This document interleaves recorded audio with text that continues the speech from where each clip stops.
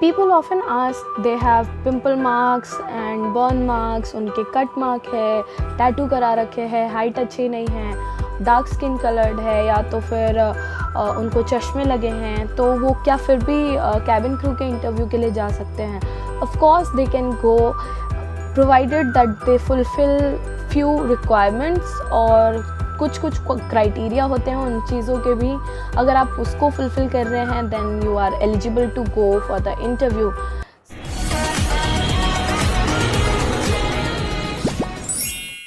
Hi guys, welcome back to my channel and I am really sorry कि मैं ये video इतने दिनों के बाद अपलोड कर रही हूँ। एक्चुअली मेरे घर में पेंट हो रहा था एंड मेरी तबीयत भी इतनी अच्छी नहीं थी, तो इसलिए थोड़ा सा लेट हो गया। I am really sorry for that एंड बिल्कुल भी टाइम वेस्ट नहीं करेंगे। I will start my video which is going to be 10 basic requirements you need to fulfil to be a cabin crew or to go for the cabin crew interview. So to check if you are eligible or not, watch the video till the end and enjoy. Number 1, age. For domestic airline, your age has to be in between 18 to 27 years. And अगर आप experienced cabin crew हैं and दोबारा से join कर रहे हैं, so the age limit could be extended till 31. And for international airlines you have to be 21 years old at the time of joining. And काफ़ी जगह आई थिंक 18 से भी कंसिडर करते हैं, but mostly in international airline they consider it starting from 21. सो या and मैं जितने भी पॉइंटर्स यहाँ पे बताऊँगी, मैं एक एवरेज रिक्वायरमेंट बताऊँगी जो कि मोस्टली डोमेस्टिक में भी होते हैं एंड इंटरनेशनल में भी होते हैं. सो या number 2. So number 2 will be your height. For domestic airline, your height should be 155 centimeters at least. So हमारे काफ़ी सारे एयरलाइंस में 155 भी कंसिडर करते हैं एंड काफ़ी सारों में 157 भी कंसिडर करते हैं. So you can say if at least your height is at least 155 centimeters, then you are good to go for the interview. But you have to check कि आप कौन से एयरलाइन के लिए जा रहे हैं, सो वो उनके रिक्वायरमेंट्स के हिसाब से होना चाहिए. बट डोमेस्टिक में मोस्टली इट इज़ 155 सेंटीमीटर्स और 157 सेंटीमीटर्स.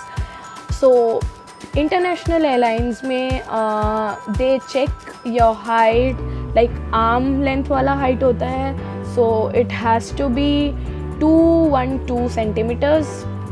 लाइक अगर आप अपने टो पे खड़े होते हो और आप अपने हाथ ऐसे करते हो, तो आपकी टोटल हाइट जो है वो 212 सेंटीमीटर्स की होनी चाहिए. एंड अगर आप नॉर्मल हाइट की बात करें तो एटलीस्ट 160 सेंटीमीटर्स होनी चाहिए. नंबर 3.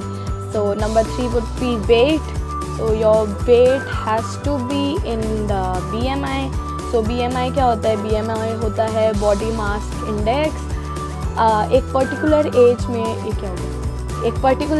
में एक पर्टिकुलर हाइट पे आपका बॉडी वेट कितना होना चाहिए, like your weight proportionate to your height कितना होना चाहिए, ताकि आप ओवर वेट भी ना हो, आप अंडर वेट भी ना हो, फिट हो, लाइक ऐसे. सो BMI वही चीज़ें बताता है. सो BMI का जो रेंज होता है वो होता है 18 to 24 in most of the airline, और कहीं पे भी BMI तो सेम ही होता है. सो इट्स 18 to 24 एंड काफ़ी नहीं, कुछ एयरलाइंस में it is 18 to 22 age well. You can go to Google Chrome, put your height weight in BMI calculator, बहुत सारे अवेलेबल होते हैं, आप उस पर डाल के देखो. If your weight is falling under 18 to 24, then you are normal. Don't be overweight and don't be underweight before going for the interview. Number 4 would be eyesight. For domestic airline चाहे international airline हो, आपका जो vision होना चाहिए वो 6x6 होना चाहिए, with और without lenses. And I guess mostly airlines में they allow you to wear lenses. अब लेंसेज आप क्लियर तो ऑब्वियसली बातें अलाउ करते हैं, काफ़ी में कुछ कलर्ड लेंसेज का भी क्राइटेरिया होता है कि यही कलर आपको अलाउ होता है. But overall what matters is कि you can wear lenses if your eye sight is not good. What is the criteria? Criteria could be plus minus 1.5 से लेके plus minus 2.5 तक. It can extend till 3 as well, जितना मुझे पता है. मैं जहाँ पे काम करती हूँ वहाँ पे plus minus 2.5 तक allow है as far as your vision is 6/6 at the end. So yeah. Number 5, so it is very very very important that you should not have any scar, cut mark, uneven teeth और no piercings at all. ये वो सारी चीज़ें. तो क्या क्या criteria है? If you have burn mark or cut mark on any visible part of your body, like अगर आप क्रू यूनिफॉर्म पहनते हैं, लाइक अगर आपकी बाजुएं यहाँ तक हैं और इसके नीचे अगर आपके कट मार्क है या रिस्ट पे है या फिंगर्स के पास है कहीं, and if you can not conceal that cut mark और burn mark, then it is a problem. अगर कोई भी टैटू है, कुछ स्कार है, कुछ भी है, अगर वो यूनिफॉर्म के नीचे है, so there is no problem. अगर यहाँ पे है, you can easily conceal that. हाँ, एक चीज़ प्रॉब्लम कर सकती है कि काफ़ी इंटरनेशनल एयरलाइंस में ऐसा होता है कि आप कॉस्मेटिक से भी उसको नहीं मतलब वो अलाउ नहीं करते कि आप कॉस्मेटिक से भी उसे कैमोफ्लेज करें. बट मोस्टली एयरलाइंस में, चाहे वो डोमेस्टिक हो इंटरनेशनल हो, अलाउ करते हैं as far as you can conceal that बहुत अच्छे से. सो if you have anything like this that is not visible in the uniform और नहीं होगा तो कोई प्रॉब्लम नहीं है, यू कैन गो. सो ये हो गया. For teeth, you have to be careful about your teeth. अगर आपके टीथ अलाइंड नहीं हैं, बहुत ज़्यादा ऊपर नीचे हैं, so you can use braces and everything. अभी तो वैसे भी कोरोना चल रहा है, अभी कोई जॉब इंटरव्यूज़ नहीं हो रहे हैं, so you can use this time, you can put on braces अगर आपके थोड़ा बहुत दिक्कत है या अगर कुछ भी ऐसी चीज़ें हो रही है तो आप वो उन सब चीज़ों को सही कर सकते हैं अभी के टाइम पे. उसके अलावा पियर्सिंग बहुत से लोगों के बहुत सारे होते हैं ईयर्स पे and all, so you are allowed to just wear one earring. So उसके लिए one piercing is enough, like दोनों कानों में. If you have more than one then it's fine, but you cannot wear any earring on them. So एक ही earring is allowed और कहीं पे भी piercing नहीं होनी चाहिए. So basically no scar, no cut marks, no tattoos on the visible parts, and no piercing more than one, and your teeth has to be aligned and you should smile nice. Number 6. So number 6 would be being physically fit. सो जब आप cabin crew के interview के लिए जाते हैं या आप 1-2 round भी क्लियर करते हैं, सेकंड राउंड में ही आई थिंक एक बेसिक आपका मेडिकल टेस्ट होता है, लाइक उसमें हाइट वेट ये सब सारी चीज़ें चेक करते हैं. उसमें वो लोग पूछते हैं आपसे कि आपको कोई लाइक प्रीवियस कोई डिज़ीज़ तो नहीं है, क्रॉनिक डिज़ीज़ तो नहीं. इवन जब आप फॉर्म्स फिल करते हैं तो उसमें भी आपको ये ऑप्शन होता है कि आपको कोई पुराना क्रॉनिक डिज़ीज़ हो जो कि बाद में अकर हो सकता है, या कोई भी बीमारी रही हो पहले की, या कोई भी ऐसा कुछ भी आपकी बॉडी में दिक्कत रही होगी फिज़िकली जो आपको थोड़ा सा अनस्टेबल कर सकता है बाद में जाके, या कुछ भी ऐसा. So the main point is you have to be physically fit to fly.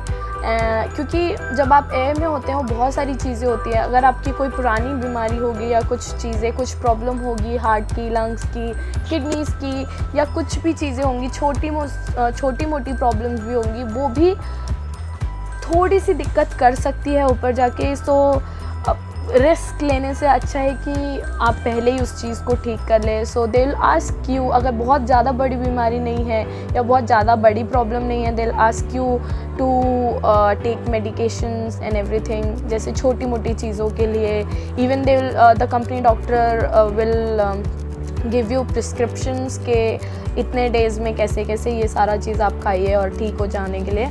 सो वो सारी चीज़ होती हैं. So what matters is you have to be physically fit. Okay, so सारी बॉडीली चीज़ें ख़त्म करने के बाद will move on to point number 7.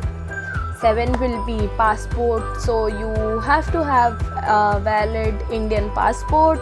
If you have not applied yet, you can check out my description box. मैं वहाँ पे link दे दूँगी. You can go to passport सेवा केंद्र जो कि ऑनलाइन पोर्टल है पासपोर्ट के लिए, and you can apply there. Just fill up the form, pay, and within 3 to 4 week आपका पासपोर्ट आ जाएगा. आपको एक बार आई थिंक पासपोर्ट केंद्र जाना पड़ेगा उसके लिए. सो या, और इंटरव्यू के लिए आपके पास पासपोर्ट, लाइक एक्चुअल पासपोर्ट होना भी ज़रूरी नहीं है. जब आप अप्लाई कर देंगे, just take the print out of the application. जो एप्लीकेशन आपका आ जाएगा, जो आपने फॉर्म फिल किया होगा, उसके बाद आपका एप्लीकेशन आएगा. You can take that application का print out and you can go for the interview. So it's that easy. But passport होना is a must, it's mandatory. Moving on to point number 8, which is that you have to be a high school graduate. What is high school graduate? कि आपका 12th pass out होना चाहिए, चाहे वो open से हो, चाहे वो रेगुलर स्कूलिंग हो, बट आपको 12th पास आउट होना मस्ट है. What I would advise that you complete your graduation. मैंने ग्रेजुएशन कंप्लीट किया, उसके बाद ही गई. लाइक मैं ग्रेजुएशन कर ही रही थी तभी मैं गई. I am not saying because मैंने ग्रेजुएशन किया तो आपको भी करना चाहिए, but it's just that it's nice to be graduate, right. अगर आप एविएशन सेक्टर के बाहर भी कभी जाना चाहो, या एविएशन में ही आप आगे चल के किसी और पोस्ट के लिए या किसी चीज़ के लिए करना चाहो अगर आगे चल के, सो ग्रेजुएशन बहुत हेल्पफुल होगा. और मैं तो बोलूँगी नॉट ओनली ग्रेजुएशन, एविएशन के साथ साथ just develop your skills in different fields. वो आपको आगे चल के हेल्प करेगा. Just an advice. 9, so number 9 will be good communication skills. So बहुत सारे लोग होते हैं, बोलते हैं मेरी इंग्लिश अच्छी नहीं है, या मेरे को हिंदी में कुछ चीज़ें बोलने में दिक्कत होती है, या कुछ होता है. यार मुझे ही देख लो, मैं यहाँ कितनी बार अटक जाती हूँ वीडियो बनाते टाइम. ऐसा कुछ भी नहीं है. You just need to be confident in what you are saying. So ऐसा होता है कि गुड कम्युनिकेशन स्किल्स का मतलब हमेशा ये नहीं होता कि आपको इंग्लिश बहुत ही अच्छे से आनी चाहिए, आपको हिंदी बहुत अच्छे से आनी चाहिए. इट जस्ट दैट कि आप कैसे इंटरेक्ट कर रहे हो, कैसे आप बात कर रहे हो, कैसे आप कम्युनिकेशन कर रहे हो सामने वाले इंसान से. Even if you make some mistake, उसको आप कवर अप कैसे करोगे? अपने कॉन्फिडेंस से. आप वहाँ पे ऐसे बैठ ऐसे ऐसे मत करो कि आप सोच रहे हो या आप ऐसे कुछ कर रहे हो. क्योंकि जैसे कि ये देखो, ये मेरी गलतियाँ है. मैं एक चीज़ बताती हूँ, मेरे कम्युनिकेशन में क्या प्रॉब्लम होती है कि जब मैं बात करती हूँ, मैं अपने हाथों को बहुत इस्तेमाल करती हूँ. काफ़ी लोग बोलते हैं ये अच्छी चीज़ है, आप बहुत ज़्यादा इंटरैक्टिव हो रहे हो. बहुत सारे लोग ये भी बोलते हैं कि इससे डाइवर्ट होता है माइंड, तो ये मत करो. मैं भी बता रही हूँ, आप ये मत करना मेरी तरह. But the point is you have to be good with your communication, whether it's English और हिंदी. एंड अगर आपको कोई 3rd या 4th लैंग्वेज आती है, दैन वो बहुत ही अच्छी बात है. या 10th point and most important point, ये सारे 10 पॉइंट में से ये सारे 10 पॉइंट का बाप है. That is that you have to be confident, you have to be devoted towards what you do. So if you are thinking of going for the interview, cabin crew के लिए वो भी स्पेशली, सो आपको इसी चीज़ के लिए डिवोटेड होना पड़ेगा. आपको इस चीज़ के लिए सीरियस होना पड़ेगा. नॉट लाइक कि ट्राई करके देखना है. मतलब नॉर्मली हम लोग बोलते रहते हैं कि एटलीस्ट ट्राई. वो ट्राई का मतलब ये नहीं होता कि आप बस जाओ ऐसी फालतू में कि जाओ, हाँ दे के देख लूँगी, नहीं हुआ तो ठीक है, हो गया तो ठीक है. ऐसा नहीं. अगर आपको रियल में ये चीज़ करना पसंद है और आप चाहते हो कि इस चीज़ में आप आगे बढ़ो, तो उसके पीछे लग जाओ. वेदर आपको 2 बार इंटरव्यू देना पड़े या आपको 20 बार इंटरव्यू देना पड़े, just go for it.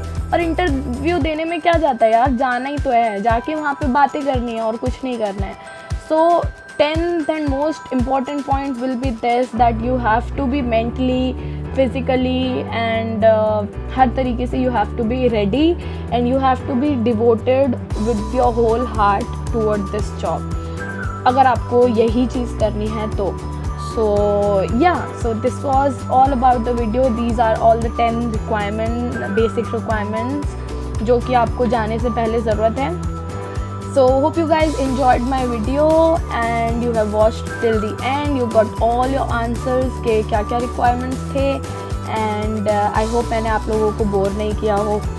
So just wait for another video and I'll see you in my next video. तब तक के लिए bye bye, take care and all the best.